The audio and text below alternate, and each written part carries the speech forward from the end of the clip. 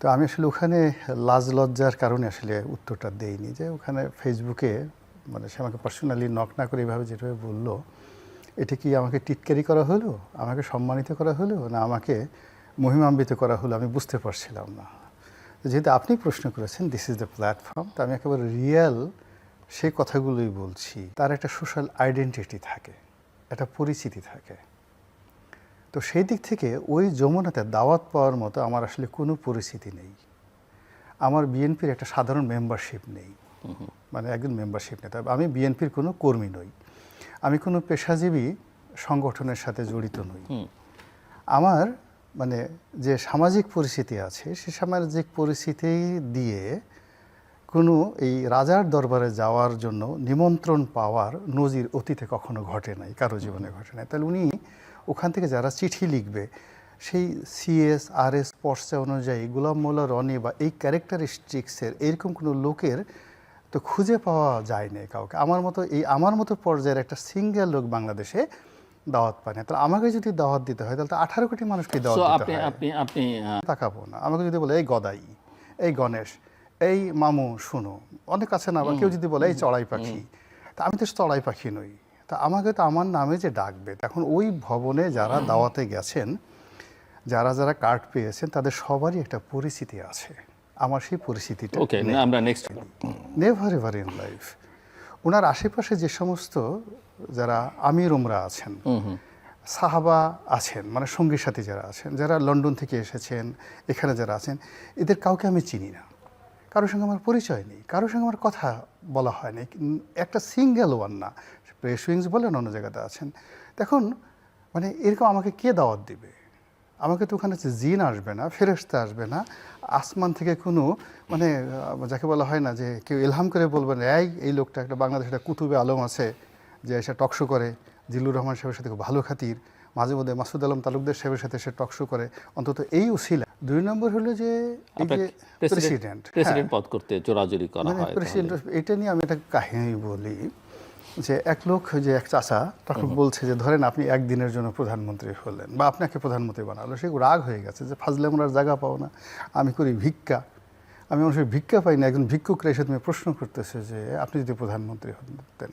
তো বলে যে যদি মনে করেন, রাখেন মিয়া, আপনারা মনে করেন, আপনার প্রশ্নটাই তো ঠিক মতো হয় নাই।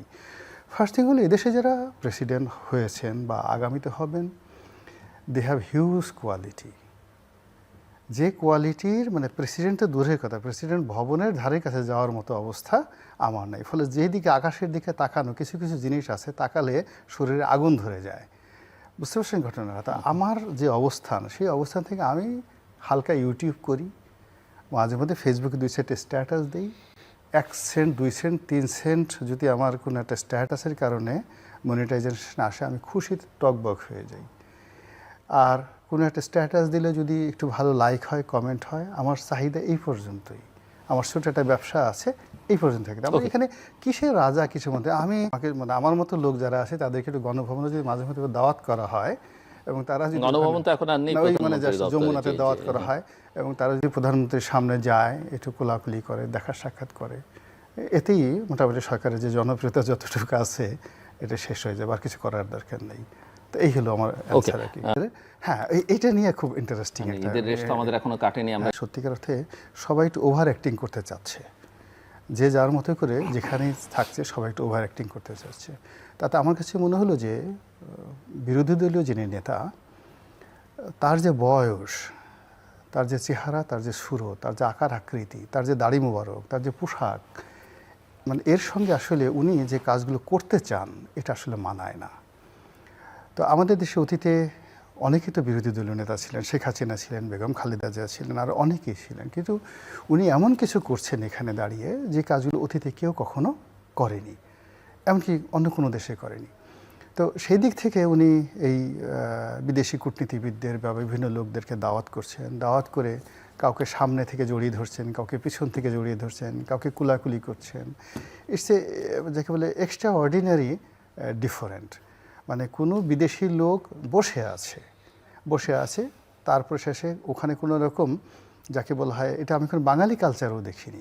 আমরা সাধারণত গ্রাম বাংলায় যেটা দেখি, বিআই বা শ্যালক আপনজন যে লোক আছে না, তারা বসে আছে, পিছন দিক থেকে আমরা তার চোখ টিপে ধরি বা জড়াই ধরি, বলো তো আমি কে, বা পিছন থেকে এসে জড়িয়ে ধরে। এখন তো শালা দুলাভাইয়ের সাথে যেরকম একটা সম্পর্ক থাকে, মধুর সম্পর্ক, ওই রকম এখন সেই শালা দুলাভাইয়ের যে সম্পর্কটি আমাদের আবহমান বাংলা, সবাই আমরা এই কাজগুলো করি।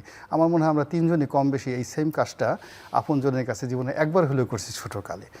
কিন্তু একজন মানে বিরোধী দলীয় নেতা রাষ্ট্রীয় অনুষ্ঠান এবং কোনো একটা রাষ্ট্রদূত, তাও আবার বিদেশি, তিনি বসে আছেন আর পিছন দিক থেকে তাকে সারপ্রাইজ দেওয়ার জন্য এইভাবে জড়িয়ে ধরবো, জড়িয়ে ধরে আবার যেন তেন জড়িয়ে ধরা না, জোরে জোরে জড়িয়ে ধরেছে, জড়িয়ে ধরে তার পিঠের সাথে যেভাবে তিনি তার মুখ ঘষাঘষি করেছেন, এটা নিয়ে সামাজিক মাধ্যমে যে ট্রল হচ্ছে, সে ট্রলটা যারা রাজনীতি করেন সবারই কিন্তু ইজ্জতে লেগেছে।